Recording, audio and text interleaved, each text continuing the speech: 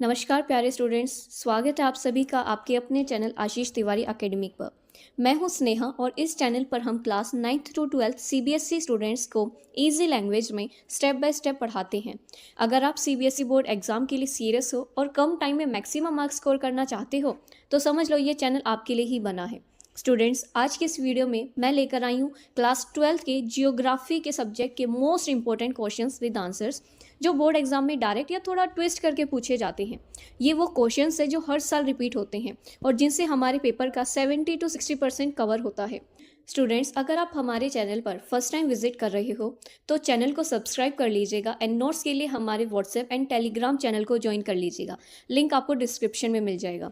तो चलिए शुरू करते हैं हमारे आज के सेशन को। आज की वीडियो में हम करेंगे जियोग्राफी हिंदी मीडियम यानी कि भूगोल के 10 most important questions with answers. सबसे पहले हम शुरू करेंगे 1 मार्क्स वाले इंपॉर्टेंट क्वेश्चन से जो कि हमें सीबीएसई बोर्ड एग्जाम में बहुत बार देखने को मिलते हैं। तो देखो, फर्स्ट क्वेश्चन हमारा क्या है, निम्नलिखित में से कौन सा राजस्थान में घटित बस्ती के उद्भव का एक कारण है? सबसे उपयुक्त विकल्प का चयन कीजिए। यानी कि हमें ये बताना है राजस्थान में जो बस्तियां गठित होती हैं उसका कारण क्या है, वो क्यों गठित होती है, इन ऑप्शंस में से हमें बताना है। फर्स्ट ऑप्शन है भू संसाधनों के अधिकतम उपयोग के लिए, यानी कि रिसोर्सेज को ज़्यादा यूज़ करने के लिए। बाहर रक्षा एवं सुरक्षा के लिए, उसे आउटसाइडर से जो है प्रोटेक्शन प्रोवाइड होती है। ऑप्शन सी उपलब्ध जल स्रोतों का अधिकतम उपयोग करने के लिए, यानी कि जगह पे जिस जगह पे वो रह रहे हैं वहाँ पे जो है उन्हें वाटर रिसोर्सेज बहुत ज़्यादा देखने को मिलते हैं तो वो यूज़ करने के लिए। या ऑप्शन डी आंतरिक रक्षा एवं सुरक्षा के लिए, इंटरनल उन्हें प्रोटेक्शन प्रोवाइड की जाती है। अब क्वेश्चन देखो, राजस्थान बोला गया, राजस्थान में हमें भी पता है पानी की कमी देखने को मिलती है, ठीक है। तो राजस्थान में बस्ती भी वहीं बसेगी जहाँ पे पानी उन्हें दिखेगा और पानी को वो यूज़ कर पाएंगे, ठीक है। तो इसका करेक्ट आंसर हमारा ऑप्शन सी हो जाएगा कि राजस्थान में जो बस्तियाँ गठित होती है उसका कारण क्या है कि वहाँ पे उपलब्ध जल स्रोतों का अधिकतम उपयोग करने के लिए, जहाँ पानी उन्हें ज़्यादा मिलेगा उसको यूज़ करने के लिए वहाँ पे वो बस जाते हैं। सेकेंड क्वेश्चन है राष्ट्रीय जलमार्ग नंबर 1 के विस्तार से संबंधित सही विकल्प का चयन कीजिए। यानी कि हमें नेशनल वाटरवे नंबर 1 बताने कि इनमें से जो नेशनल वाटरवे नंबर 1 बनाया गया था वो कहाँ से लेकर कहाँ तक बनाया गया, किस जगह पे बनाया गया। इलाहाबाद से प्रयागराज तक, सदिया धुबरी तक, या फिर कोटापुरम कोल्लम तक, या फिर काकीनाडा से पुदुचेरी तक। तब देखो, जो हमारा राष्ट्रीय वाटरवे नंबर 1 है, राष्ट्रीय जलमार्ग नंबर 1 है, वो हमारा इलाहाबाद से लेके प्रयागराज, यानी कि ये दोनों तो एक है, इलाहाबाद को या प्रयागराज को, एक ही बात है, ठीक है। तो इलाहाबाद से लेके हल्दिया तक बनाया गया हमारा नेशनल वाटरवे, ठीक है। तो ऑप्शन ए इसका करेक्ट हो जाएगा। थर्ड क्वेश्चन है हमारा, निम्नलिखित में से कौन सा नमामि गंगे कार्यक्रम का उद्देश्य नहीं है? ना इसमें हमें बताना है, ये याद रखना, ठीक है। तो अब देखो, जैसे कि हमें नाम से पता चला नमामि गंगे, इसमें क्या है, गंगा रिवर के लिए प्रोग्राम चलाया गया था कि गंगा रिवर को इसमें साफ एंड प्रोटेक्शन के लिए चलाया गया था। अब गंगा रिवर को अब ये साफ कैसे करते कि जो इंडस्ट्री से वेस्ट मिलता है उसको कंट्रोल करके, ठीक है। नदी के आसपास पेड़ लगाकर उसको साफ करने की इन्होंने उद्देश्य रखा था, और जो भी वेस्ट होता है ना उसको सही तरीके से मैनेज करने का इन्होंने ठानी थी। ये था हमारा नमामि गंगे। तो इसमें से हमें बताना है इन ऑप्शंस में से कौन सा इसका उद्देश्य नहीं है। फर्स्ट ऑप्शन है शहरों में सीवर ट्रीटमेंट की व्यवस्था, यानी कि जो गंदा पानी होता है उसको सही मैनेज करना इसका उद्देश्य था, बिल्कुल था। आगे है औद्योगिक प्रवाह की निगरानी करना, यानी कि जो इंडस्ट्रियल वेस्ट निकलता है उसको कंट्रोल करना इसका उद्देश्य था, बिल्कुल था। नदी के किनारे पर वनीकरण करना, यानी कि नदी के किनारे पेड़ पौधे लगाना इसका उद्देश्य था, बिल्कुल था। आगे लास्ट ऑप्शन है शहर से नदी के बहाव को मोड़ना, यानी कि जो पानी शहर की ओर जाता है उसको डाइवर्ट कर देना है। क्या ये इसका उद्देश्य था? बिल्कुल भी नहीं। तो करेक्ट आंसर हमारा ऑप्शन डी हो जाए कि नमामि गंगे का उद्देश्य क्या नहीं था, वो था शहरों से नदी के बहाव को मोड़ना, इसका उद्देश्य नहीं था। फोर्थ क्वेश्चन है हमारा, वर्षा निर्भर कृषि का दूसरा नाम क्या है? नाम से पता चल रहा है वर्षा निर्भर कृषि, यानी कि ऐसी कृषि जो हमारी वर्षा पर, रेनफॉल पर डिपेंड होती है। अगर बारिश होगी तो हमारी जो खेत है, हमारी जो कृषि है वो भी अच्छी होगी, अगर बारिश नहीं होगी तो हमारी कृषि भी खराब हो जाएगी, ठीक है। टोटली हमारा जो एग्रीकल्चर है जब वो रेनफॉल पर डिपेंड होता है तो उसे हम वर्षा निर्भर कृषि कहते हैं। इसी का दूसरा नाम हमारा होता है बरानी, ठीक है। ये आपको याद रखना पड़ेगा कि जो वर्षा निर्भर कृषि होता है उसका दूसरा नाम हमारा बरानी होता है, ठीक है। आगे फिफ्थ क्वेश्चन है, निम्नलिखित संगठनों में से कौन सा अपने देशों के लिए वैश्विक व्यापार नियम निर्धारित करता है? सबसे उपयुक्त विकल्प चयन कीजिए। इन ऑप्शंस में से ऐसा कौन सी ऑर्गेनाइजेशन है जो वर्ल्ड लेवल पर ट्रेड के रूल्स एंड रेगुलेशंस डिसाइड करती है, ठीक है। फर्स्ट ऑप्शन है संयुक्त राष्ट्र, विश्व व्यापार संगठन, north American free trade association, south Asian free trade agreement. तो यहाँ पे देखो हमें बताना है सभी देशों के लिए वैश्विक स्तर पर यानी कि वर्ल्ड लेवल पर जो है ट्रेड के रूल्स एंड रेगुलेशंस डिसाइड करती है वो हमारी ऑर्गेनाइजेशन है बच्चों, WTO, यानी कि वर्ल्ड ट्रेड ऑर्गेनाइजेशन, जिसको हिंदी में हम बोलते हैं विश्व व्यापार संगठन। ठीक है, तो इसका करेक्ट ऑप्शन हो जाएगा विश्व व्यापार संगठन। ये एक ऐसी ऑर्गेनाइजेशन है जो वर्ल्ड लेवल पर ट्रेड के रूल्स एंड रेगुलेशंस डिसाइड करती है।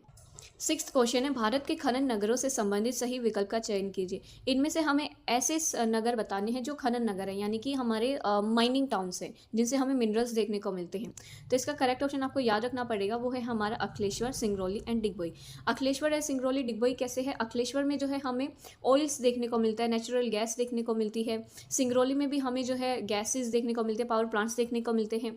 डिगबोई में आपको ये याद रखो, डिगबोई जो है एक ऐसा नगर है जिसमें हमारे इंडिया का फर्स्ट टाइम हमने जो है ऑयल की माइनिंग करी थी। ठीक है, आगे सेवन्थ क्वेश्चन, निम्नलिखित में से कौन सा देश में सबसे बड़ा सरकारी उपक्रम है? यानी कि इसमें से हमें ऐसी ऑर्गेनाइजेशन बतानी है जो हमारे इंडिया में सबसे बड़ी है, यानी कि उसका साइज़ बड़ा है, नेटवर्क बड़ा है, इवन एम्प्लॉयज़ भी काफ़ी ज़्यादा प्रोवाइड करती है।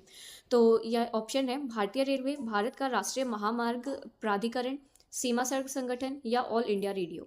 तो आपको ये पता होना चाहिए जो हमारा इंडियन रेलवे है वो इसका सबसे बड़ा नेटवर्क है, प्लस सबसे ज़्यादा इसमें जो है हमें एम्प्लॉयज़ देखने को मिलते हैं क्योंकि साइज़ में भी बड़ी है बहुत। ठीक है, तो इसका करेक्ट आंसर हो जाएगा हमारा भारतीय रेलवे। एट्थ क्वेश्चन है हमारा, कृत्रिम रेशे और प्लास्टिक विनिर्माण निम्नलिखित में से किसका उदाहरण है? यानी कि हमें ये बताना है जो आर्टिफिशियल फाइबर होता है और प्लास्टिक होता है वो किस इंडस्ट्री का एग्जाम्पल है? क्या वो एग्रो बेस्ड इंडस्ट्री का एग्जाम्पल है, क्या वो केमिकल बेस्ड इंडस्ट्री का एग्जाम्पल है, किस इंडस्ट्री का एग्जाम्पल है वो हमें बताना है। तो जैसे कि इसमें कृत्रिम रेशे और प्लास्टिक का यूज़ किया जा रहा है, विनिर्माण, यहाँ पे जो है विनिर्माण किया जा रहा है यानी कि वापस से यूज़ किया जा रहा है चीज़ों को। और जो है हम न्यू सब्सटेंस कब बना पाते हैं चीज़ों का? जब केमिकल रिएक्शन होता है तभी हमारा न्यू सब्सटेंस बनता है। ठीक है, तो इधर क्या हो जाएगी, जो कृत्रिम रेशे और प्लास्टिक है वो किस उद्योग का उदाहरण हो जाएगा? वो हो जाएगा हमारा रसायन आधारित यानी कि केमिकल बेस्ड इंडस्ट्री का उदाहरण हो जाएगा हमारा। ठीक है, तो इसका करेक्ट आंसर हो जाएगा हमारा रसायन आधारित यानी कि केमिकल बेस्ड इंडस्ट्री का एग्जाम्पल है हमारा artificial fibre and plastic. Ninth question, निम्नलिखित में से कौन वस्तुओं के निर्माताओं से संपर्क करके अपने निर्दिष्ट अनुसार उत्पादों को बनाकर अत्यधिक मितव्ययता से व्यापार माल खरीद पाते हैं? यानी कि हमें जो है इनमें से ऐसी ऑर्गेनाइजेशन बतानी है जो निर्माताओं से संपर्क करके यानी कि जो मैन्युफैक्चर होते हैं उनसे डायरेक्ट कॉन्टैक्ट रखती है और अपने प्रोडक्ट को अपने डिज़ाइन के अकॉर्डिंग बनवाती है, प्लस इसके साथ साथ अपने डिज़ाइन को अपने प्रोडक्ट को अपने डिज़ाइन के अकॉर्डिंग बनवाने के बाद भी वो क्या करती हैं, सेल्स को जो है कम रेट पर सेलिंग करती हैं। तो वो हमारी ऑर्गेनाइजेशन कौन सी है? क्या व्यापारी केंद्र, उपभोक्ता सहकारी समुदाय, विभागीय भंडार या श्रृंखला भंडार? तो ऐसी जो केंद्र है जो निर्माताओं से डायरेक्ट संपर्क करता है, अपने प्रोडक्ट को अपने डिज़ाइन के अकॉर्डिंग बनवाता है और बाद में कम रेट पर भी उन चीज़ों को खरीदता है, वो है हमारा श्रृंखला भंडार यानी कि चेन स्टोर जिसे हम इंग्लिश में बोलते हैं। इसका करेक्ट आंसर हो जाएगा हमारा श्रृंखला भंडार। 10th क्वेश्चन है हमारा, निम्नलिखित में से कौन सा भाषा वर्ग भारत में सबसे छोटा है? यानी कि हमें ये बताना है इनमें से कौन सी लैंग्वेजेस हैं जो सबसे कम बोली जाती हैं। आपको पता होना चाहिए हमारे इंडिया में सबसे ज़्यादा यूरोपियन लैंग्वेज बोली जाती है, इंडो यूरोपियन के बाद हमारी द्रविड़ लैंग्वेज आती है जिसे हम हमारी लोकल लैंग्वेज में साउथ इंडियन लैंग्वेज बोलते हैं। तो उसके बाद हमारी द्रविड़ लैंग्वेज आती है, द्रविड़ लैंग्वेज के बाद हमारी ऑस्ट्रिक लैंग्वेज आती है, ऑस्ट्रिक लैंग्वेज में हमारी सारी ट्राइबल लैंग्वेजेस आती है। ठीक है, उसके बाद लास्ट में हमारी आती है सबसे छोटा वर्ग। ठीक है, इसमें से सबसे छोटा वर्ग जो हमारा हो जाएगा वो हो जाएगा संस्कृत, बोडो, मणिपुरी। ये हमारी भारत में सबसे कम बोली जाती है। ठीक है, अब जैसे कि यहाँ पे है कन्नड़, तमिल, तेलुगु, ये हमारी द्रविड़ लैंग्वेज हो जाएगी। ठीक है, ये कम नहीं बोली जाती बल्कि भारत में दूसरे नंबर पर बोली जाती है। ठीक है, सबसे पहले नंबर पर हमारी इंडो यूरोपियन लैंग्वेज आ गई। ठीक है, तो इसमें सबसे कम भाषा कौन सी बोली जाती है? हमारी संस्कृत, बोडो, मणिपुरी। आगे है, निम्नलिखित में से किस राज्य की जनसंख्या घनत्व सबसे कम है?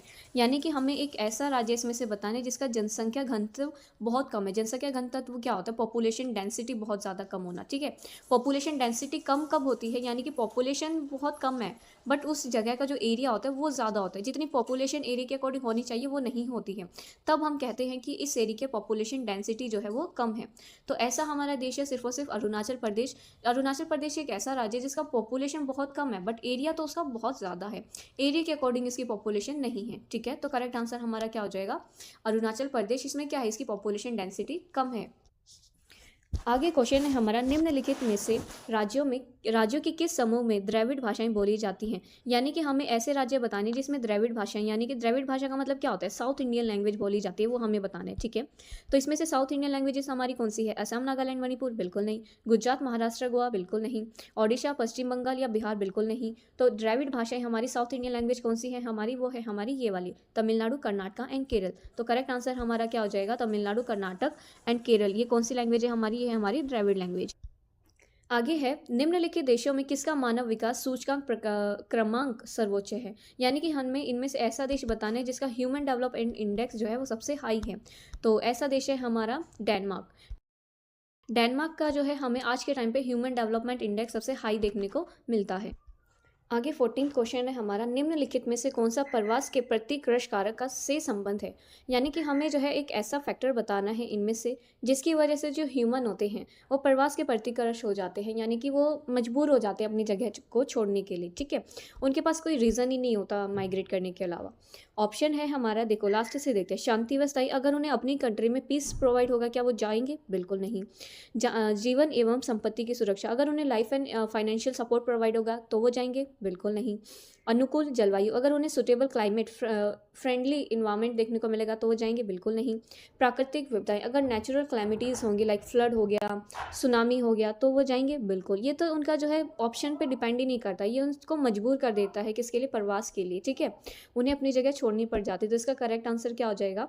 हमारा जो प्राकृतिक विपदाएं होती है एक ऐसा फैक्टर है जिसकी वजह से हर इंसान जो है वो मजबूर हो जाता है अपनी जगह छोड़ने के लिए। 15th क्वेश्चन है हमारा, भूमध्य सागरीय कृषि से कि निम्नलिखित में से कौन सी एक महत्वपूर्ण विशेषता है? यानी कि हमें ये बताना है भूमध्य सागरीय कृषि जो होती है, यानी कि मेडिटेरियन जो हमारे एग्रीकल्चर होता है उसका मेन फीचर क्या होता है वो हमें बताना है। जैसे कि नाम से पता चल रहा है मेडिटेरियन एग्रीकल्चर, एक ऐसा एग्रीकल्चर जो मेडिटेरियन क्लाइमेट पर डिपेंड होता है। मेडिटेरियन क्लाइमेट कैसा होता है? जिसमें जो है हमारी विंटर भी होती है, थोड़ी थोड़ी समर भी हमें देखने को मिलती है, मतलब ना ज़्यादा सर्दी होती है ना ज़्यादा गर्मी होती है, एक तरीके से मॉडरेट क्लाइमेट ही होता है, ठीक है। और ऐसी कृषि में मेडिटेरियन भूमध्य सागरीय कृषि में हमें जो है ग्रेप्स देखने को मिलते हैं, ठीक है। ऐसे मौसम में हम जो है अंगूर उगा पाते हैं, प्लस जो हमारे खट्टे फ्रूट्स होते हैं जैसे कि ऑरेंज हो गया, ये सभी हम उगा पाते हैं। तो इसका हमारा जो मेन फीचर हो जाएगा वो क्या हो जाएगा? अंगूर व खट्टे फलों का उत्पादन इसका मेन फीचर हो जाएगा। आगे है, सहकारी कृषि का आंदोलन निम्नलिखित देशों में से किस में सर्वाधिक सफल रहा? यानी कि हमें सहकारी कृषि का जो प्रोग्राम आंदोलन चला था उसका हमें सक्सेसफुल किस राज्य में किस देश में देखने को मिला वो हमें बताना है। तो देखो सहकारी कृषि में क्या होता है, ये एक हमारी कोऑपरेटिव फार्मिंग होती है। इसमें क्या होता है, सारे फार्मर्स जो होते हैं मिलकर काम करते हैं, ठीक है। मिलकर काम कैसे करते हैं? उनकी जो लैंड होती है, जो भी प्रॉफिट होता है, जो भी मशीनें होती हैं, उनको आपस में शेयर कर लेते हैं, ठीक है। तो कोऑपरेटिव फार्मिंग का जो हमें सक्सेस देखने को मिला था सबसे ज़्यादा यूनाइटेड किंगडम, जर्मनी, डेनमार्क या ब्राज़ील, किस में देखने को मिला था? तो सबसे ज़्यादा जो सक्सेस देखने को मिली थी वो हमें डेनमार्क में देखने को मिली थी कोऑपरेटिव फार्मिंग की, ठीक है। तो करेक्ट आंसर हमारा क्या हो जाएगा? डेनमार्क। आगे है, निम्नलिखित राज्यों में से किसकी 2001 से 2011 के दशक में जनसंख्या वृद्धि दर सर्वाधिक रहा? यानी कि हमें ये बताना है इनमें से जो है 2001 से लेकर 2011 तक किसकी पॉपुलेशन इंक्रीज हुई थी। तो देखो 2001 से 2011 में हमें जो है टूरिज्म हमारी कंट्री का इंक्रीज हुआ था, प्लस इमिग्रेशन भी बढ़ा था, ठीक है। और ये टूरिज्म इमिग्रेशन हमें देखने को मिला था सिक्किम में, जिसकी वजह से पॉपुलेशन भी इसकी इंक्रीज हुई थी। तो करेक्ट आंसर हमारा सिक्किम हो जाएगा कि जिसकी 2001 से लेकर 2011 तक पॉपुलेशन इंक्रीज हुई थी। हमारा, भारत मानव विकास के किस संवर्ग में है? यानी कि हमारा जो इंडिया है वो ह्यूमन डेवलपमेंट इंडेक्स में कहाँ पर लाई करता है, उसकी स्टेज कौन सी है? तो हमारे इंडिया की ह्यूमन डेवलपमेंट अगर देखें हम तो वो हमारे मध्यम में आते हैं, यानी कि मीडियम लेवल पर आता है। इसका मतलब ये हो गया हमारे इंडिया में देखो ह्यूमन डेवलपमेंट इंडेक्स किस किस चीज़ों से मिलकर बनाते हैं। ह्यूमन डेवलपमेंट इंडेक्स में हम 3 चीज़ें देखते हैं मेनली, कंट्री की एजुकेशन, कंट्री की हेल्थ कैसी है, और प्लस कंट्री की जो इनकम वो कितनी आ रही है, ठीक है। ये 3 चीज़ें क्या क्या, एजुकेशन, हेल्थ एंड इनकम, ये 3 चीज़ें देखी जाती हैं ह्यूमन डेवलपमेंट इंडेक्स के लिए। जिस कंट्री की तीनों चीज़ें अच्छी होंगी यानी कि उसका ह्यूमन डेवलपमेंट इंडेक्स भी अच्छा। हमारी कंट्री का जो ह्यूमन डेवलपमेंट इंडेक्स है वो मध्यम में आता है, यानी कि मीडियम में आता है। यानी कि इसमें क्या, जो भारत की जो एजुकेशन है, हेल्थ है, इनकम है, वो अच्छी तो है बट इतनी भी टॉप लेवल पर नहीं है कि इसका जो ह्यूमन डेवलपमेंट इंडेक्स है वो अति उच्च आ जाए, ठीक है। तो करेक्ट आंसर हमारा क्या हो जाएगा? मध्यम। हमारे भारत का मानव विकास किस में डिपेंड करता है? मध्यम में। आगे क्वेश्चन है हमारा, पेट्रोलियम उत्पादन एवं उर्वरकों को ग्रहण करने के लिए बनाया गया पतन है। यानी कि हमें ये बताना है पेट्रोलियम और पेट्रोलियम के जो प्रोडक्ट्स थे उनको हैंडल करने के लिए जो हमने पोर्ट बनाया था वो कौन सा पोर्ट था। तो देखो हमने पेट्रोलियम के प्रोडक्ट्स और क्रूड ऑयल्स वगैरह को मैनेज करने के लिए जो पोर्ट बनाया था, वो पोर्ट हमारा कौन सा है? वो है हमारा हल्दिया पोर्ट। ठीक है, बाकी सारे पोर्ट भी हैं बट इनका पर्पस अलग है। अगर पेट्रोलियम की यहाँ पे बात की जा रही है तो सबसे हमारा हल्दिया आ जाएगा। इसमें जो है पेट्रोलियम के जो प्रोडक्ट्स थे उनको मैनेज करने के लिए ये पोर्ट हमने बनाया था। आगे क्वेश्चन है, निम्नलिखित में से कौन सा अंक मानव विकास सूचकांक के मध्यम श्रेणी के सीमांतर को दर्शाता है? यानी कि हमें ये बताने ह्यूमन डेवलपमेंट इंडेक्स अगर जब हम मीडियम लेवल देखते हैं तो मीडियम लेवल का जो मैक्सिमम नंबर है वो कौन सा है? तो ये फैक्ट है, आपको याद रखना पड़ेगा। हमारे जब हम ह्यूमन डेवलपमेंट इंडेक्स को नापते हैं ना, तो उसमें अगर हमारी वैल्यू 0.099 आ जाती है तो उसमें क्या हो जाता है? हमारा ह्यूमन डेवलपमेंट इंडेक्स इसी कैटेगरी में लाई करता है, फिर वो मध्यम की कैटेगरी में। ठीक है, तो क्वेश्चन में हमसे ये पूछा मानव विकास में जब हम कैटेगराइज करते हैं तो उसमें मध्यम की, मीडियम जो कैटेगरी होती है उसमें उसके सबसे टॉप लेवल पर नंबर कौन सा होता है? 0.009। ठीक है, आगे 21 क्वेश्चन है, निम्नलिखित में से Gas Authority of India in short GAIL के मुख्य उद्देश्य की पहचान कीजिए। यानी कि हमें जो गेल हमने पढ़ रखा है, gas Authority of India limited, इसका मेन उद्देश्य क्या है वो हमें बताना है। तो ये चीज़ आपको याद रखनी पड़ेगी। गैस अथॉरिटी ऑफ इंडिया, इसका मेन, जैसे कि गैस आ रहा है तो इसका मेन काम क्या होता है? जो नेचुरल गैस हमारी होती है ना, नेचुरल गैस रिसोर्सेज जो होता है, ये उस पर मेनली काम करती है। बट ऐसा भी नहीं है कि उस गैस को सिर्फ और सिर्फ ये जो है ऑब्टेन कर लेते हैं, निकाल देती है, नहीं। ये प्रॉपर तरीके से गैस को जो है ऑब्टेन भी करती है, उसको प्रोसेस भी करती है, प्लस मार्केटिंग भी देखती है। तो सब कुछ ये गेल इसका करती है, नेचुरल गैस का। ठीक है, अब ऑप्शन में देखो क्या है इसमें। तो गेल के जो मेन उद्देश्य हैं, क्या ऑप्शन ए है जिसमें ऑप्शन कह रहा है अपने डिपो में प्राकृतिक गैस का परिवहन संचय करना, ये बिल्कुल गलत है। आगे गैस का प्रसंस्करण और विभिन्न राज्यों को आवंटन करना, डिस्ट्रीब्यूशन तो करती नहीं है। प्राकृतिक गैस का परिवहन, प्रसंस्करण और विपणन करना, बिल्कुल। नेचुरल गैस, प्राकृतिक गैस जो होती है उसको ये परिवहन भी करते हैं, उसका प्रसंस्करण भी करते हैं और विपणन भी करते हैं। यानी कि हमारा करेक्ट आंसर ऑप्शन सी हो जाएगा। जो गेल है उसका मेन उद्देश्य क्या होता है? नेचुरल गैस को ऑब्टेन करना, प्रोसेस करना, मार्केटिंग करना। आगे क्वेश्चन है, निम्नलिखित में से ध्वनि के माप की इकाई की पहचान कीजिए। यानी कि हमें गिवन ऑप्शंस में जो है साउंड जो होती है ना हमारी, साउंड, उसका जो मेजरमेंट यूनिट होती है वो हमें बताना है। तो ये आपको याद रखना पड़ेगा, जब हम साउंड मेजर करते हैं ना तो उसका मेजरमेंट जो यूनिट आता है वो हमारा डेसिबल में आता है। ठीक है, और इसको जब हम प्रेजेंट करते हैं तो स्मॉल डी और कैपिटल बी में करते हैं। तो ये याद रखना, ध्वनि के माप की इकाई हमारी डेसिबल है, जिसको हम प्रेजेंट कैसे करते हैं? Small D and capital B से। तो करेक्ट आंसर हमारा क्या हो जाएगा? डेसिबल। आगे क्वेश्चन है, निम्नलिखित में से चतुर्थक क्रियाकलाप की प्रमुख विशेषता की पहचान कीजिए। यानी कि हमें ये बताना है कि जिस भी कंट्री का अगर हाई टेक जाता है, हाई टेक का क्या मतलब है? अच्छी खासी टेक्नोलॉजी, अच्छे खासे आइडियाज़, अच्छे खासे न्यू प्लान्स। तो वो किस कंट्री की में है, किस पर डिपेंड करता है? अगर किसी कंट्री की हाई टेक्नोलॉजी होगी, हाई टेक होगा, तो वो किस पर डिपेंड करता है वो हमें बताना है। तो ये देखो ऑप्शन ए है हमारे विकास के लिए खनियों को निकालने से संबंधित।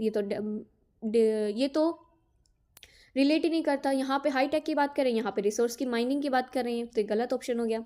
यह कच्चे माल को तैयार उत्पाद में बदलकर उसे मूल्य में वृद्धि करने से संबंधित है। क्या हाई टेक्नोलॉजी का मतलब ये है कि उसमें जो है हम मैन्युफैक्चर अच्छा कर रहे हैं? बिल्कुल भी नहीं, ये भी गलत हो गया। आगे है ऑप्शन सी, यह अनुसंधान एवं विकास से संबंधित है। बिल्कुल, हाई टेक्नोलॉजी का मतलब है कि अच्छी खासी रिसर्च करना, अच्छी खासी डेवलपमेंट करना। तो इसका करेक्ट आंसर हमारा ऑप्शन सी हो जाएगा। ठीक है, कि यह अनुसंधान एवं विकास से संबंधित है। 25वां क्वेश्चन है हमारा, राजस्थान नहर के प्रथम चरण के निर्माण के जिले की पहचान कीजिए। यानी कि हमें ये बताने, राजस्थान में जो कैनाल बनाने शुरू किए गए थे उसका फर्स्ट फेज़ हमने किस से शुरू करा था? फर्स्ट फेज़ हमने जो शुरू करा था बच्चों, वो करा था हमने गंगानगर से। राजस्थान में कैनाल्स बनने का जो पहला चरण था वो किस राज्य से शुरू किया गया था? वो करा था हमने गंगानगर जिले से। इनमें भी करा था बट ये बाद के फेजेस है। क्वेश्चन में हमसे प्रथम चरण पूछा है, पहला फेज पूछा है, तो उसका करेक्ट आंसर क्या हो जाएगा हमारा? करेक्ट आंसर हमारा क्या हो जाएगा? करेक्ट आंसर हो जाएगा हमारा गंगानगर।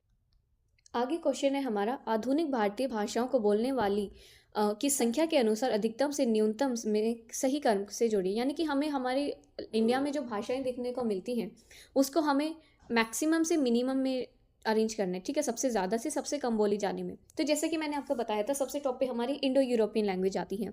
तो इसमें तो इंडो यूरोपियन है ही नहीं, इसमें भी इंडो यूरोपियन नहीं है, ये दोनों कट गए।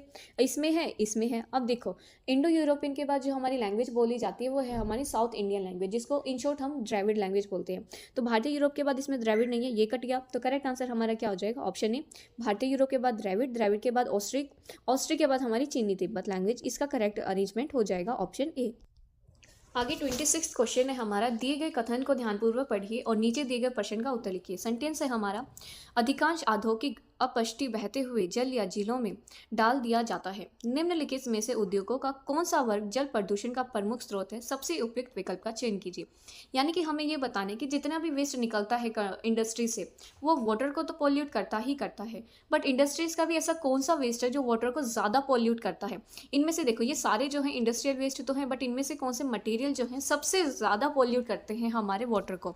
तो वो है हमारा केमिकल वेस्ट। ठीक है, जो केमिकल निकलता है, जो पावर प्लांट्स का वेस्ट होता है, जो टेक्सटाइल्स का वेस्ट होता है, वो सबसे ज़्यादा हमारे पानी को पोल्यूट करता है। तो इसका करेक्ट आंसर ऑप्शन डी हो जाएगा कि ये सारे प्रोडक्ट्स जो है हमारे पानी को ज़्यादा पोल्यूट करते हैं। आगे क्वेश्चन है हमारा, निम्नलिखित राष्ट्रीय कौशल विकास तथा उद्यमिता नीति 2015 के उद्देश्यों को ध्यानपूर्वक पढ़िए और सबसे उपयुक्त विकल्प का चयन कीजिए। यानी कि हमें ये बताना है 2015 में जो ये नीति लाई गई थी, राष्ट्रीय कौशल विकास एवं उद्यमिता। अब जैसे देखो, नाम से पता चला राष्ट्रीय कौशल विकास यानी कि स्किल्स डेवलपमेंट करना, यानी कि स्किल से रिलेटेड। ठीक है, तो इसमें देखो मैं बताती हूँ आपको, जो ये 2015 में ये नीति लाई गई थी, इसका मेन काम ये था कि जितनी भी स्किल्स होती हैं उनको डेवलप करना, स्किल्स को जो है आगे बढ़ाना। ठीक है, स्किल्स को आगे बढ़ाना, साथ साथ स्किल्स के साथ साथ इसको जो है फ्रेमवर्क प्रोवाइड करना, फ्रेमवर्क प्रोवाइड करने के साथ साथ जो है इसकी मार्केट में डिमांड्स इंक्रीज करवाना भी इसका काम था। ठीक है, तो ये 3 ऑब्जेक्ट आपको मेनली याद रखने हैं। क्या क्या? स्किल्स को डेवलप करवाना, स्किल्स के डेवलपमेंट करवाने के साथ फ्रेमवर्क इसको प्रोवाइड करवाना, फ्रेमवर्क के साथ साथ इसकी मार्केट में डिमांड इंक्रीज करवाना। अब ऑप्शंस देख लेते हैं, इसके ऑब्जेक्टिव से कौन सा रिलेट करता है। लास्ट से देखते हैं, कौशल गतिविधियों को इनके मांग केंद्रों से जोड़ना, बिल्कुल। मार्केट डिमांड इंक्रीज करवाना, सभी कौशल गतिविधियों को एक मानक के साथ बांधे रखना, बिल्कुल, यानी कि स्टैंडर्ड प्रोवाइड करना स्किल्स वाले नॉलेजेस को। सभी कौशल से संबंधित गतिविधियों के लिए रूपरेखा प्रदान करना, फ्रेमवर्क प्रोवाइड करना, बिल्कुल। भारत में विभिन्न आयु वर्गों की साक्षरता दर में सुधार करना, यानी कि हर एज ग्रुप वाले बच्चे को जो है एजुकेशन प्रोवाइड करना। क्या इसका उद्देश्य था? बिल्कुल भी नहीं। तो इसका करेक्ट आंसर क्या हो जाएगा? Second, third and fourth. ये ऑप्शन हमारे बिल्कुल करेक्ट है, सेकंड, थर्ड एंड फोर्थ, ये हमें ऑप्शन बी में देखने को मिलते हैं। तो करेक्ट आंसर हमारा ऑप्शन बी हो जाएगा। आगे क्वेश्चन है हमारा, परिवार नियोजन के उद्देश्य से संबंधित निम्नलिखित कथनों को पढ़िए और सही विकल्प का चयन कीजिए। परिवार नियोजन से संबंधित यानी कि परिवार नियोजन जो लागू किया था उसके मेन ऑब्जेक्टिव्स क्या थे वो हमें बताने हैं। मैं आपको बताती हूँ, परिवार नियोजन के जो मेन ऑब्जेक्टिव ये थे कि जो चाइल्ड रेट होता है ना, चाइल्ड बर्थ रेट जो होता है उसको इंक्रीज करना था। ठीक है, प्लस चाइल्ड बर्थ रेट को इंक्रीज करने के साथ साथ इनका मेन ऑब्जेक्टिव ये था कि जो विमेंस की हेल्थ होती है उसको अच्छा करना। जब विमेंस की हेल्थ अच्छी होगी तो जो बच्चे का बर्थ रेट है वो अपने आप इंक्रीज हो जाएगा। ठीक है, तो देखो अब हम देखते हैं, और प्लस हाँ ये भी आपको याद रखना पड़ेगा, परिवार नियोजन में एक तो हमने देखा बर्थ रेट को अच्छा करना। ठीक है, बर्थ रेट के साथ विमेंस की हेल्थ अच्छी करना भी इसका मेन ऑब्जेक्टिव था। प्लस जैसे कि बर्थ जो है, अब विमेंस बर्थ तो देगी बट हर बर्थ के बीच में जो है इनको गैप रखना भी मेंटेन करना था। यानी कि एक विमेन ने मान लो बर्थ दिया एक बच्चे को, तो दूसरे बच्चे को पैदा करने में उसका गैप होना चाहिए, ये भी इसका मेन ऑब्जेक्टिव था। तो ये 3 ऑब्जेक्टिव आपको इसके याद रखने हैं। ऑप्शंस देख लेते हैं कौन कौन से ऑप्शंस हमारे ऑब्जेक्टिव से रिलेट करते हैं।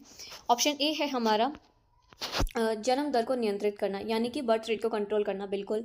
बच्चों के जन्म के बीच अंतराल करना, बिल्कुल। महिलाओं के स्वास्थ्य को बेहतर करना, बिल्कुल। बच्चों की मृत्यु दर को कम करना। इसमें जो है मोरालिटी पर ध्यान नहीं दिया गया था। तो करेक्ट आंसर हमारा क्या हो जाएगा? First, second, third. ये ऑप्शन हमारे करेक्ट है, first, second, third, option B में हमें देखने को मिलते हैं। 29 क्वेश्चन है हमारा, दिए गए संस्थान को पढ़िए और सामुदायिक संस्थानों से संबंधित सही विकल्प का चयन कीजिए। यानी कि हमें ये बताना है इन ऑप्शंस में से सामुदायिक संस्थान से रिलेट कौन सा ऑप्शन करता है वो हमें बताना है। तो सबसे पहले ये समझो, सामुदायिक संस्थान होते क्या है। सामुदायिक संस्थान का मतलब है कम्युनिटी रिसोर्सेज, ऐसे रिसोर्सेज जिनको जो है पब्लिक लेवल पर यूज़ किया जाता है, किसी का हक नहीं होता इन पे। ठीक है, तो फर्स्ट ऑप्शन है हमारा ग्रामीण जलाशय, बिल्कुल, यानी कि पूरे गाँव का जो जलाशय होता है वो एक सामुदायिक समुदाय है, बिल्कुल। आगे ग्रामीण कृषि भूमि, नहीं, जो एग्रीकल्चर होता है ना, एग्रीकल्चर के लिए हर किसी के पास अपनी खुद की लैंड होती है। ठीक है, वो पब्लिक यूज़ के लिए नहीं होती, तो ये गलत ऑप्शन हो जाएगा। ग्रामीण रिहायशी भूमि, यानी कि रिहायशी भूमि का मतलब है रेजिडेंशियल एरिया, तो रेजिडेंशियल एरिया भी जो है प्राइवेट यूज़ के लिए होता है, ना कि पब्लिक यूज़ के लिए, तो ये दोनों ऑप्शंस करेक्ट नहीं है। आगे है चरागाह भूमि, बल्कि जो ग्रेजिंग लैंड होती है वो भी पब्लिकली होती है, किसी का हक नहीं होता है कि वही सिर्फ अपने जानवर को चराएगा, नहीं। तो करेक्ट ऑप्शन कौन कौन से हमारे सामुदायिक संस्थान से लेके ग्रामीण जलाशय और चरागाह भूमि, फर्स्ट एंड फोर्थ हमारे करेक्ट है। फर्स्ट एंड फोर्थ हमें किसमें देखने को मिलता है? ऑप्शन डी में, तो ऑप्शन डी हमारा करेक्ट हो जाएगा। अब 30th क्वेश्चन क्या है हमारा, कुछ निम्न कोटि भूमियां मानवीय प्रक्रियाओं से कृषि के अयोग्य हुई हैं, कथन से संबंधित सही विकल्प का चयन कीजिए। यानी कि हमें इस सेंटेंस के अकॉर्डिंग बताना है कि कौन सा ऑप्शन हमारा करेक्ट है। सेंटेंस क्या कह रहा है हमारा कि कुछ निम्न कोटियाँ भूमि मानवीय प्रक्रियाओं से कृषि के अयोग्य हुई हैं। यानी कि कुछ ऐसी ह्यूमन एक्टिविटीज़ हैं जिनकी वजह से हमारी जो लैंड है वो अयोग्य हुई है कि हम उस पर एग्रीकल्चर नहीं कर पाते हैं। ठीक है, तो वो हमें बताना है। फर्स्ट है हमारा स्थानांतरण कृषि जनित क्षेत्र, यानी कि शिफ्टिंग कल्टीवेशन। शिफ्टिंग कल्टीवेशन में क्या होता है, कोई भी जो फॉरेस्ट होता है उसको क्या करता है फार्मर जो है, फॉरेस्ट में जो पेड़ पौधे होते हैं उसको कट कर देता है। पेड़ पौधे कट करने के बाद जो है उस पर एग्रीकल्चर करता है। ठीक है, एग्रीकल्चर वो कैसे करता है कि थोड़ी सी एग्रीकल्चर करी, एग्रीकल्चर के बाद उसने जब जो लैंड बचती है उसमें जो है वो उसको जला देता है। ठीक है, जिसकी वजह से जो लैंड होती है वो बंजर बन जाती है। ठीक है, और जो लैंड होती है वो बंजर बनने के बाद क्या हो जाती है, उस पर हम दोबारा एग्रीकल्चर कृषि नहीं कर पाते, जिसकी वजह से वो कृषि के अयोग्य हो जाती हैं। तो ये शिफ्टिंग कल्टीवेशन स्थानांतरण कृषि जनित क्षेत्र जो है, शिफ्टिंग कल्टीवेशन ह्यूमन एक्टिविटी है जिसकी वजह से भूमि जो है हमारी वो अयोग्य हो जाती है। तो ऑप्शन 1 हमारा ठीक है। थर्ड ऑप्शन है हमारा शरित चरागाह, यानी कि ग्रेजिंग। जब हम, इसका मतलब ये होता है शरित चरागाह कि एक ही लैंड पर जब हम एनिमल्स को जो है बार बार चरवाते रहते हैं तो उसकी वजह से भी जो लैंड होती है वो हमारी ख़राब हो जाती है, उस पर हम फिर एग्रीकल्चर भी नहीं कर पाते हैं। तो ये भी एक ह्यूमन एक्टिविटी है। जब इंसान जो है एक ही लैंड पर जानवरों को चरवाता है तो उसकी वजह से क्या होता है, वो लैंड भी एक तरीके से बंजर बन जाती है और उस पर हम जो है एग्रीकल्चर नहीं कर पाते हैं। तो ये भी एक ह्यूमन एक्टिविटी है।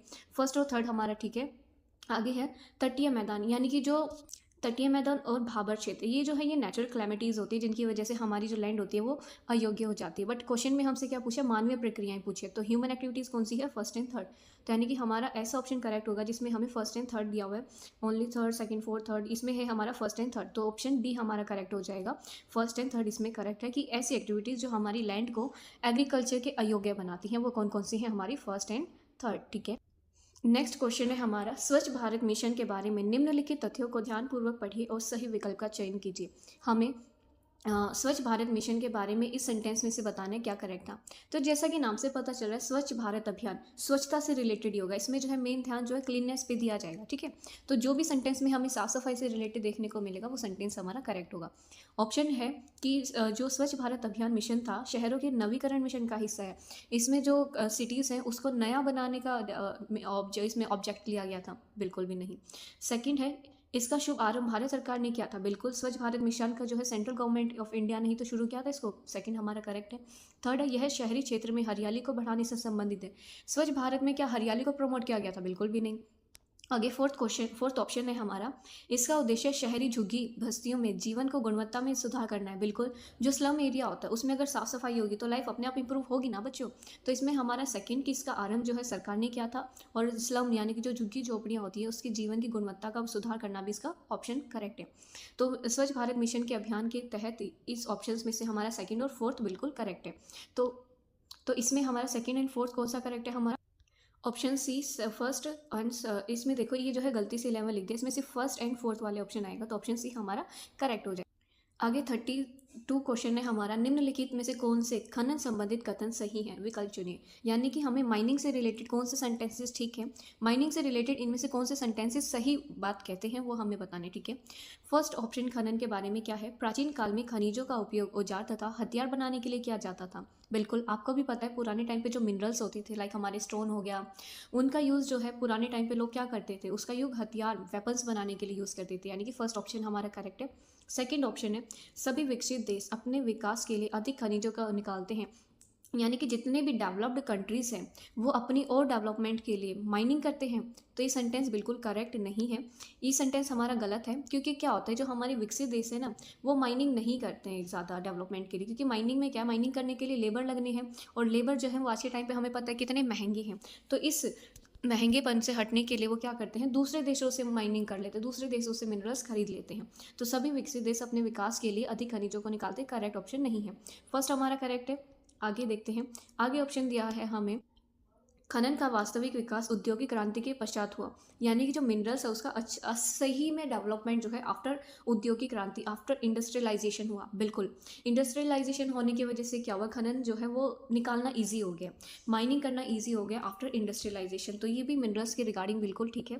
फर्स्ट हमारा ठीक है, थर्ड हमारा ठीक है, फोर्थ है, खनिजों की खोज की गई अवस्थाएं हैं। तो ये भी बिल्कुल ठीक है, खनिजों की खोज की गई, यानी कि हम जब खोज करते हैं, माइनिंग जब हम करते हैं तो उसमें जो है हमें खोज की गई कई अवस्थाएं हैं, हमें उसमें मैपिंग भी करनी होती है, प्लानिंग भी करना होता है, सब कुछ इन्वॉल्व होता है। ऐसा नहीं कि रैंडम हमने माइनिंग करनी शुरू कर दी, नहीं, उसमें मैपिंग प्लानिंग सब कुछ इन्वॉल्व होता है। तो ये भी हमारा सेंटेंस करेक्ट है।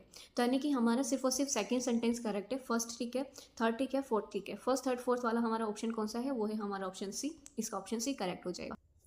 33rd क्वेश्चन है, एशिया के निम्नलिखित वायुपतनों को उनकी अवस्थितियों के आधार पर पश्चिम से पूर्व व्यवस्थित कीजिए और सही विकल्प का चयन कीजिए। यानी कि हमें एयरपोर्ट्स को जो है अरेंज करके दिखाने पश्चिम से पूर्व तक, वेस्टर्न से लेके ईस्ट तक। तो यहाँ पे देखो, सबसे फर्स्ट ऑप्शन है बेजिंग, अदन, टोक्यो, मुंबई। इन्हें हमें जो है वेस्ट से लेकर ईस्ट वाले फॉर्म में अरेंज करना है। तो यहाँ पे देखो, वेस्टर्न वेस्टर्न वेस्टर्न से ईस्ट की ओर जब हम जाएंगे तो सबसे पहले वेस्टर्न में जो हमें एयरपोर्ट देखने को मिलता है ना, वो अदन में देखने को मिलता है, जिसको इन शॉर्ट हम जो है यमन भी बोलते हैं। ठीक है, अब यहाँ पे देखो, ये अदन हमारा फर्स्ट ऑप्शन हो गया, फर्स्ट हमारा अदन में आएगा। अब यहाँ पे देखो, अदन के बाद जो है हमारा इंडिया आता है यहाँ पे, और जब हम ईस्ट की ओर जाएंगे, ठीक है, इंडिया, इंडिया के बाद हमारा चाइना, चाइना के बाद हमारा जापान आएगा। ठीक है, तो इंडिया में एयरपोर्ट कौन सा देखने को मिलता है हमें, मुंबई। तो यानी कि अदन के बाद हमारा मुंबई, मुंबई के बाद चाइना में कौन सा देखने को मिलता है हमें, बीजिंग, बीजिंग में है जो एयरपोर्ट है। तो थर्ड हमारा बीजिंग हो जाएगा। इसके बाद जापान में हमें कौन सा देखने को मिलता है, जापान में एयरपोर्ट्स हमें टोक्यो में देखने को मिलता है, फर्स्ट का हो जाएगा फोर्थ। ठीक है, तो हमारे ऑप्शन कैसे जाएंगे, थर्ड फर्स्ट फोर्थ सेकंड। तो हमें ऐसे में देखना है, third fourth first second, third fourth first second, option D हमारा करेक्ट हो जाएगा, जिसमें हमें third fourth first second option देखने को मिलता है। ठीक है, 34th क्वेश्चन है हमारा, भारत के तेल शोधन कारखानों को दक्षिण से उत्तर दिशा में उनकी अवस्थितियों के आधार पर व्यवस्थित कीजिए और सही विकल्प का चयन कीजिए। यानी कि हमें क्या करना है, इंडिया में जितने भी तेल शोधन कारखाने हैं, यानी कि ऑयल रिफाइनरी हैं, उनको हमें अरेंज करना है दक्षिण से उत्तर की ओर, यानी कि साउथ से नॉर्थ की ओर हमें अरेंज करना है। ठीक है, और इसके ऑप्शंस हमें दिए हुए हैं, मुंबई, कोची, कयाली, मंगलुरु। तब यहाँ पे देखो, साउथ से नॉर्थ की ओर हमें जाना है, ऐसे जाने, साउथ से नॉर्थ की ओर हमें अरेंज करने हैं। तो सबसे टॉप पे हमारे स्टेट्स के अकॉर्डिंग देखें, सबसे टॉप पे हमारा केरला आता है, साउथ से देखना। ठीक है, केरला के बाद हमारा कर्नाटका, कर्नाटका के बाद हमारी मुंबई, मुंबई के बाद गुजरात। ठीक है, तो यहाँ पे देखो, ऑयल रिफाइनरी की अगर हम बात करें, ऑयल रिफाइनरी में जो केरला में हमारा आता है, केरला में हमें कौन सा देखने को मिलता है, कोची देखने को मिलता है। ठीक है, केरला में हमारा कौन सा ऑयल रिफाइनरी आ गया, कोची। फिर उसके बाद कर्नाटका में हमें देखने को मिलता है मंगलुरु, कर्नाटका में हमें जो ऑयल रिफाइनरी देखने को मिलती होती है मंगलुरु। ठीक है, मुंबई जो है, मुंबई में भी एक ऑयल रिफाइनरी है हमारी। तो इसके बाद कर्नाटका के बाद हमारी ऑयल रिफाइनरी आ जाएगी मुंबई वाली, तो यानी कि फर्स्ट। उसके बाद गुजरात में हमें जो ऑयल रिफाइनरी देखने को मिलती है उसका नाम है हमारा कयाली, उसका नाम क्या हो जाएगा, कयाली, यानी कि थर्ड ऑप्शन। ठीक है, तो हमारा कौन सा ऑप्शन करेक्ट होगा, जिसमें हमें second fourth first third, second fourth first third. तो ये देखो, सेकंड फोर्थ फर्स्ट थर्ड कौन सा करेक्ट है, हमारा ऑप्शन बी, ये हमारा करेक्ट ऑप्शन हो जाएगा। ऑयल रिफाइनरी को जब हम अरेंज करते हैं साउथ से लेकर नॉर्थ की ओर। ठीक है, 35th क्वेश्चन है हमारा, निम्नलिखित कथनों को ध्यानपूर्वक अध्ययन कीजिए और सही विकल्प का चयन कीजिए। हमें इनमें से बताने कौन सा सेंटेंस ठीक है, क्या दोनों ठीक है, क्या दोनों गलत हैं, क्या एक सही है, ये सब हमें बताना है। फर्स्ट सेंटेंस देखो हमारा क्या है, भारत में स्वतंत्रता प्राप्ति के पश्चात महानगरों के चारों ओर कुछ पुराने नगर अनुषंगी नगरों के रूप में विकसित हुए।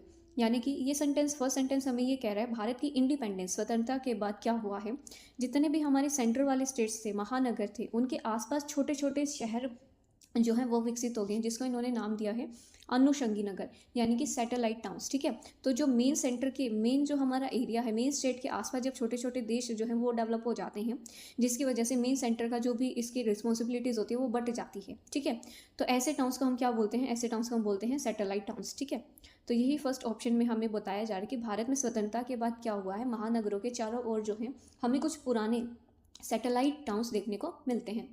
ऐसे ही सेकंड ऑप्शन कह रहे हैं, हमें सेकंड सेंटेंस कह रहे हैं, दिल्ली इस नगर के महानगरों का अच्छा उदाहरण है। बिल्कुल, तो यानी कि दोनों सेंटेंस हमारे करेक्ट हैं, क्योंकि दिल्ली भी जो है हमारा मेन सेंटर है, और इसके आसपास भी जो है हमें अलग अलग सैटेलाइट टाउन्स देखने को मिलते हैं, जैसे कि हमारा गुड़गांव हो गया, नोएडा हो गया, गाजियाबाद हो गया, ये सारे जो है सैटेलाइट टाउन्स है।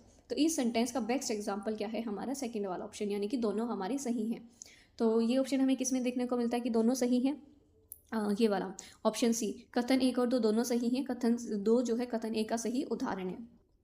नेक्स्ट 36 क्वेश्चन सेम, हमें कथन बताने हैं, सही कौन सा है, गलत कौन सा है, या दोनों सही हैं। तो देखो, सूचनाओं के अंकीकरण के साथ दूर संचार को धीरे धीरे कंप्यूटर के साथ विलय हो गया। यानी कि जो इन्फॉर्मेशन है उसकी वजह से क्या हुआ है, जो टेलीकॉम है और कंप्यूटर है वो धीरे धीरे जुड़ते जा रहे हैं, ये सेंटेंस इसमें कहा है। सेकेंड सेंटेंस क्या कह रहे हैं, परिणाम स्वरूप एक संवित नेटवर्क बना है जिसे इंटरनेट के नाम से जानते हैं। और ऐसा होने की वजह से यानी कि जैसे ही इंफॉर्मेशन जो है वो डिजिटलाइज हुई हैं, उसकी वजह से टेलीकॉम और कंप्यूटर धीरे धीरे जो है वो एक साथ हो गए हैं, और इसी टुगेदरनेस को हम जो है इन शॉर्ट नेटवर्क बोलते हैं। तो बिल्कुल देखो, जैसे ही हमारी इन्फॉर्मेशन जो है डिजिटल हुई है ना, डिजिटल की वजह से क्या हुआ है, सारी इन्फॉर्मेशन हमें जो है हमारे लैपटॉप फोन्स वगैरह पे देखने को मिली है, और ये इन्फॉर्मेशन हमें जो है टेलीकॉम की वजह से मिली है। ठीक है, अब डिजिटल हो गया तो डिजिटल शो करने के लिए इस टेलीकॉम को किससे जुड़ना पड़ेगा, कंप्यूटर से।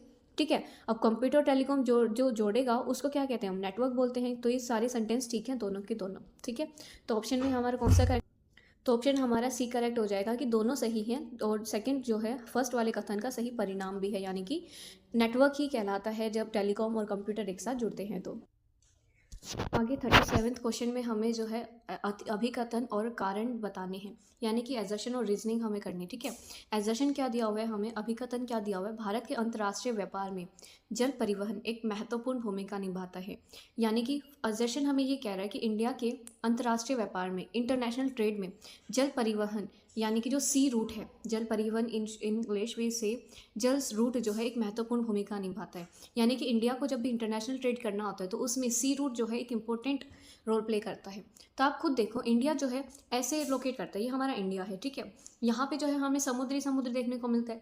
इंडिया का 70% पोर्शन हमें जो है लगभग सी से रिलेटेड ही देखने को मिलता है। तो जब भी जो है इंडिया अंतर्राष्ट्रीय व्यापार करेगा तो उसमें सी रूट जो है वो तो मेन रोल प्ले करेगा ही ना।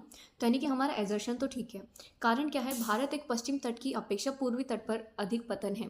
यानी कि इसमें ये बोला है जो भारत है, ये जो हमारा इंडिया है, ये पश्चिम तट की अपेक्षा यानी कि वेस्टर्न कोट ना होके पूर्वी तट पर अधिक पतन है। यहाँ पे हमें ज़्यादातर लैंड सी रूट देखने को मिलता है। तो ऐसा नहीं है, यहाँ पे हमारा जो पश्चिम तट है ना, इसी अपेक्षा पे हमें पतन यानी कि हमारे जो सी पोर्ट्स हैं वो देखने को मिलते हैं। ठीक है, और जो हमारा पूर्व पोर्ट्स है ना, यहाँ पे हमें इतने ज़्यादा पोर्ट्स देखने को नहीं मिलते हैं। तो ये देखो सेंटेंस हमें फर्स्ट ठीक कह रहा है कि अंतर्राष्ट्रीय व्यापार में जल परिवहन एक महत्वपूर्ण भूमिका निभाता है, लेकिन ये गलत है कि पश्चिम तट की अपेक्षा पूर्वी तट पर अधिक पतन है। नहीं, हमारे इंडिया का जो पश्चिमी तट है ना, यहाँ पे हमें सी पोर्ट्स ज़्यादा देखने को मिलते हैं। ठीक है, हमारे पूर्वी तट पर इतने पोर्ट्स नहीं हैं। तो यानी कि हमारा ऑप्शन ए तो ठीक है, लेकिन सेकंड हमारा गलत है। तो इसका सही ऑप्शन हमारा सी हो जाएगा कि ए तो सही है, एजर्शन ठीक है, बट रीजनिंग हमारी गलत है। नेक्स्ट एजर्शन एंड रीजनिंग हमारी है, अभिकथन क्या है कि सभी विनिर्माण उद्योग कच्चे माल के साथ जुड़े हुए हैं। इसका कहना यह है कि जितनी भी हमारी फैक्ट्रीज हैं वो सारी की सारी रॉ मटेरियल से जुड़ी हुई हैं। तो ये सेंटेंस बिल्कुल ठीक है, विदाउट रॉ मटेरियल कोई भी इंडस्ट्री कुछ काम कर ही नहीं पाएगी। फर्स्ट एजर्शन बिल्कुल ठीक है। कारण क्या है, संस्थान मनुष्य के जीवित रहने के लिए आवश्यक है। बिल्कुल, जो हमारे संस्थान है यानी कि जो रिसोर्सेज है वो हमारी ह्यूमन लाइफ के लिए बहुत ज़्यादा इंपॉर्टेंट है। फॉर एग्जांपल अगर हम एक रिसोर्सेज वाटर की बात करें, वाटर कितना ज़्यादा इंपॉर्टेंट है एक ह्यूमन लाइफ के लिए। ठीक है, तो दोनों सेंटेंस ठीक है। हाँ, सभी फैक्ट्रीज जो हैं बिना कच्चे माल से जुड़ी हुई, बिना कच्चे माल के कुछ भी काम नहीं कर पाएंगी, तो सभी विनिर्माण जो है कच्चे माल से जुड़ी हुई हैं। और सेकेंड कारण इसका जो है, संस्था जो है मनुष्य के जीवित रहने के लिए आवश्यक है। यानी कि दोनों सेंटेंस बिल्कुल ठीक है, बट जो कारण है वो गलत दिया हुआ है बिल्कुल, और ह्यूमन लाइफ का कुछ इसमें रिलेशन नहीं है। तो हमारा करेक्ट ऑप्शन क्या हो जाएगा कि दोनों सेंटेंस तो बिल्कुल ठीक कह रहे हैं अपनी अपनी जगह, बट जो रीज़न है वो हमारे एजर्शन को सही नहीं दर्शाता है कि हाँ इसका रीज़न जो है, जैसे कि अब क्वेश्चन में हमें क्या कह रहे हैं कि सभी फैक्ट्रीज जो है कच्चे माल से जुड़ी हुई हैं, ये ठीक है। क्यों जुड़ी हुई हैं, क्योंकि ये ह्यूमन लाइफ से बहुत ज़्यादा इंपॉर्टेंट है, ये तो कनेक्ट नहीं कर रहा है। ठीक है, यानी कि सेंटेंस अपनी अपनी ठीक है, बट जो दोनों जो है एक दूसरे से रिलेट नहीं करते हैं। तो इसका करेक्ट ऑप्शन हमारा क्या हो जाएगा, बी ऑप्शन, कि दोनों सही हैं लेकिन दोनों का जो आपस में रिलेट नहीं करेंगे। नेक्स्ट है, अनुमान है कि 2050 तक विश्व की डैश जनसंख्या शहरी क्षेत्रों में रहेगी। यानी कि हमें ये बताना है कि ऐसा क्या एस्टिमेट किया गया है कि 2050 तक कितनी हमारी पॉपुलेशन जो है सिटीज़ में रहेगी। तो 2050 तक जो ऐसा एस्टिमेट किया गया है कि हमारी 2/3 पॉपुलेशन जो है शहर में रहेगी। तो 2/3 हमारी पॉपुलेशन जो है कहाँ रहेगी, शहर में रहेगी। ये सिर्फ और सिर्फ एक एस्टिमेट किया गया, अनुमान लगाया गया। ठीक है, आगे है, उच्च मानव विकास वाले देशों के साथ सबसे महत्वपूर्ण कारक डैश लागू होता है। इसका कहना है, इस क्वेश्चन में ये कहना है कि जो जिन भी कंट्रीज़ का ह्यूमन डेवलपमेंट इंडेक्स बहुत हाई होता है, वो कंट्रीज़ ऐसा क्या करती हैं, उनका ह्यूमन डेवलपमेंट इंडेक्स हाई होने का मेन फैक्टर क्या होता है। ऑप्शन ए है सामाजिक क्षेत्र में अधिकतम निवेश, यानी कि सोशल फैक्टर्स में वो ज़्यादा इन्वेस्ट करती है। ऑप्शन बी, सेवा क्षेत्र में अधिकतम निवेश, सिर्फ और सिर्फ सोशल वेलफेयर में ज़्यादा इंप्रूवमेंट करती है। ऑप्शन सी, औद्योगिक विकास में अधिकतम निवेश करती है, यानी कि फैक्ट्रीज़ में ज़्यादा इन्वेस्टमेंट करती है।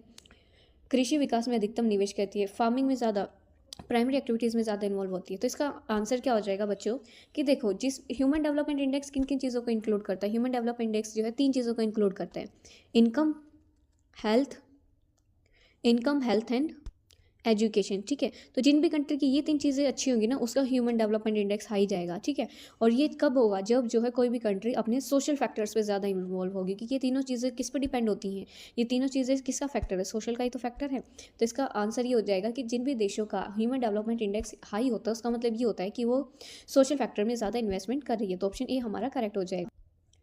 आगे है, मानव विकास के मध्यम स्तर वाले देशों में अधिक सुधार डैश चिहित होता है। यानी कि जिन भी देशों का ह्यूमन डेवलपमेंट इंडेक्स जो है वो मीडियम है, उसको कौन सा फैक्टर अपनाना चाहिए, वो कौन से फैक्टर पे काम कर रही होती है कि उसका जो ह्यूमन डेवलपमेंट इंडेक्स होता है वो मीडियम होता है। जैसे कि अभी ऊपर हमने हाई का बताया, अब हमें मीडियम का बताना है। ऑप्शन है, विकास संबंधित नीतियों द्वारा, यानी कि वो डेवलपमेंट प्रोग्राम्स को अपनाती हैं। पर्यावरण संबंधित नीतियाँ, वो इन्वायरमेंट से रिलेटेड प्रोग्राम्स को अपनाती हैं। आर्थिक तंत्र आधारित नीतियाँ, यानी कि वो इकोनॉमी बेस्ड पॉलिसीज़ को अपनाती हैं। या ऑप्शन डी, समाज आधारित नीतियों द्वारा, यानी कि वो सोशल फैक्टर्स पे ज़्यादा इन्वॉल्व होती है। तो बिल्कुल ह्यूमन डेवलपमेंट इंडेक्स जब हमारा इनकम, एजुकेशन और हेल्थ पर डिपेंड होते हैं, तो सोशल फैक्टर, ये तो सारी कंट्री चाहे वो हाई हो मीडियम हो, सारी जो है अपने सामाजिक आधारित नीतियों पर ही काम करेगी। ठीक है, तो इसका करेक्ट ऑप्शन हमारा क्या हो जाएगा, डी। आगे फिल इन द ब्लैंक से हमारा, एक पतन के द्वारा निर्यात की जाने वाली वस्तुएं पहले विभिन्न देशों से लाई जाती हैं, इस प्रकार के पतन को क्या कहते हैं। यहाँ पे देखो, ऐसा बोला जा रहा है कि एक जो कंट्री है, यहाँ पे 2 कंट्रीज़ हैं, तो ये क्या करती हैं, अपने पोर्ट्स को जो है दूसरी कंट्रीज से लेती हैं, ताकि जो है ये मतलब इसका मतलब ये होता है कि मान लो 2 कंट्रीज़ हैं, ठीक है, तो ये वाली ए कंट्री क्या करेगी, ये बी कंट्री है, तो ए कंट्री क्या करेगी, बी कंट्री से रॉ मटेरियल्स लेगी, ठीक है, और अपने यहाँ मैन्युफैक्चर करेगी और फिर बाद में इसको सर्विस करेगी सी को। ठीक है, तो इसी चीज़ को क्या कहते हैं कि एक कंट्री जब जो है अब निर्यात की जाने वाली वस्तु विभिन्न देशों से लाई जाती हैं, यानी कि जितना भी रॉ मटेरियल होता है मैन्युफैक्चर करने के लिए, जो भी हमें सामान चाहिए होता है, वो अलग अलग देशों से लाया जाता है। तो इस एक्टिविटी को हम क्या कहते हैं। ऑप्शन है हमारा, विस्तृत पतन, बाहर आउट पतन, आंतरिक पतन या पैकेट स्टेशन। तो देखो, जब एक कंट्री जो है अदर कंट्री से अपने मैन्युफैक्चर का मटेरियल लेती है और बेचती सी को है, तो इस एक्टिविटीज़ को हम जो है आंतरिक पतन कहते हैं। ठीक है, इन शॉर्ट एंटरप्रेन्योर जो होता है ठीक है, तो इसका करेक्ट हमारा हो जाएगा आंतरिक पतन। ठीक है, आगे 43rd है हमारा, निम्नलिखित युग्मों से कौन सा सही सम्मिलित है। इनमें से हमें करेक्ट मैच बताने कौन सा जोड़ा हमारा परफेक्ट है। लक्ष्य, क्षेत्र, नियोजन और क्षेत्र, यानी कि हमें बताना है ये जो कार्यक्रम हैं इनका उद्देश्य, इनमें से क्या सही था वो हमें बताना है। फर्स्ट देखो, पर्वतीय क्षेत्र विकास कार्यक्रम, भारत के शुष्क और अर्ध शुष्क क्षेत्र। यहाँ पे देखो, इसमें पर्वत का रिलेट किया जा रहा है, पर्वत का मेंशन है, तो यहाँ पे हिमालय से रिलेटेड ही तो इस पर फोकस होगा ना, तो ये तो हमारा बिल्कुल करेक्ट नहीं है। इसमें ड्राई का दिया जा रहा है कि जो ड्राई हिमालय पर्वत वाला कार्यक्रम शुरू किया गया था वो ड्राई देशों के लिए किया गया था, ये जोड़ा ठीक नहीं है। आगे ऑप्शन है हमारा, सूखा संभावित क्षेत्र कार्यक्रम, 15 पर्वतीय जिले। अब यहाँ पे देखो, यहाँ पे सूखा यानी कि ड्रॉट एरियाज़ के लिए यूज़ किया जाएगा ना, जो सूखे एरिया हैं उनके लिए यूज़ किया जाएगा, बट यहाँ पे पर्वत का काम आ गया, तो ये रिलेट कर रहा है एक दूसरे से, बिल्कुल भी नहीं कर रहा। ठीक है, तो ये दोनों हमारे करेक्ट नहीं हैं। आगे है, इंदिरा गांधी नहर कमान क्षेत्र, गंगानगर और हमुनागढ़। तो ये हमारा ठीक है, राजस्थान में जो एक कैनाल बनाया गया था, ये गंगानगर और हुमानगर इसमें ही बनाया गया था। ये जो है पानी प्रोवाइड करता है अदर कंट्रीज़ में। ठीक है, तो यानी कि हमारा ऑप्शन टी जो है ये इसका जोड़ा बेस्ट है, तो ऑप्शन सी हमारा करेक्ट हो जाएगा। 44th क्वेश्चन में हमें जो है निम्नलिखित क्षेत्र और उनकी विशेषताओं से संबंधित सही सम्मिलित युग्म का चयन कीजिए। यानी कि हमें जो है फर्स्ट ऑप्शन में तो जो है हमें क्षेत्र बताए हुए हैं, सेकंड ऑप्शन में हमें उनकी विशेषताएं बताई हुई हैं, तो हमें करेक्ट मैच करना है कि हाँ इस क्षेत्र की यही विशेषताएं करेक्ट जोड़ा है कि नहीं। ठीक है, तो ऑप्शंस देखो, सबसे पहला है हमारा झाबुआ जिला भील जनजाति, ये बिल्कुल करेक्ट ऑप्शन है। झाबुआ जिला जो हमारा मध्य प्रदेश में है वो इसीलिए जाना जाता है क्योंकि उसमें जो है ट्राइबल ग्रुप है एक, भील जनजाति, इसके लिए जाना जाता है। तो यानी कि ऑप्शन ए हमें पहले ही मिल गया, तो ये हमारा करेक्ट ऑप्शन हो जाएगा कि ऑप्शन ए जो है क्षेत्र जो है अपनी करेक्ट विशेषता से ही मिला हुआ है, तो करेक्ट ऑप्शन हमारा ऑप्शन ए। 45th क्वेश्चन है हमारा, स्तंभ 1 का मिलन स्तंभ 2 किसे कीजिए, सही विकल्प का चयन कीजिए। कॉलम ए में हमें जो है रेल मंडल दिया है, कॉलम 2 में हमें मुख्यालय दिया है, यानी कि ये हमारा रेलवे है और ये हमारा उसका हेडक्वार्टर है, तो हमें जो है करेक्ट मैचअप करना है यहाँ पे। तो फर्स्ट ऑप्शन देखो, नॉर्थ सेंट्रल जो है हमारा, ये हमारा जो नॉर्थ सेंट्रल का रेलवे मंडल है इसका हेडक्वार्टर इलाहाबाद में, प्रयागराज में है। ठीक है, यानी कि फर्स्ट हमारा मैचअप करेगा सेकंड से। ऑप्शंस देख लेते हैं हमारे, फर्स्ट हमें मैच करना है सेकंड से। ठीक है, ये हमारे ऑप्शन है। क्या फर्स्ट सेकंड से मैच कर रहा है? बिल्कुल भी नहीं। क्या फर्स्ट सेकंड से मैच कर रहा है? नहीं। फर्स्ट सेकंड से मैच कर रहा है? नहीं। फर्स्ट सेकंड से मैच कर रहा है? बिल्कुल। तो हमें करेक्ट आंसर मिल गया है हमारा ऑप्शन डी हमारा करेक्ट हो जाएगा। अब इसी से हम जो है बाकी मैचअप्स कर सकते हैं। तो बच्चों ये थे हमारे भूगोल सब्जेक्ट के most important questions with answer जो कि हमने आज इस वीडियो में करे, 1 मार्किंग वाले आज हमने करे हैं, ठीक है। आई होप आपको सारे के सारे क्वेश्चंस अच्छे से समझ आ गए होगा। हर क्वेश्चन में जितनी भी नॉलेज मैं आपको प्रोवाइड कर सकती थी मैंने आपको 1 बाय 1 सारी नॉलेज प्रोवाइड की है। आई होप आपको सारे क्वेश्चन ईजिली समझ आ गए होंगे। अब क्वेश्चन पेपर में इनसे क्वेश्चन से रिलेटेड कैसे भी क्वेश्चन पेपर ट्विस्ट करके क्वेश्चन आ जाए, आप सारे क्वेश्चन ईजिली कर सकते हैं। तो आज की वीडियो में हमने 1 मार्किंग वाले क्वेश्चंस करेंगे। नेक्स्ट वीडियो में हम जो है न्यू मार्किंग वाले करेंगे, यानी कि 3 मार्क्स वाले क्वेश्चंस को करेंगे, ठीक है। तो मिलते हैं नेक्स्ट वीडियो में जिसमें हम जो है अपनी भूगोल की प्रिपरेशन को और भी स्ट्रॉन्ग करेंगे, ठीक है। भूगोल की प्रिपरेशन को स्ट्रॉन्ग करेंगे विद 3 मार्क्स वाले क्वेश्चंस के साथ, ठीक है। तो मिलते हैं नेक्स्ट वीडियो में बच्चों, तब तक के लिए बाय बाय।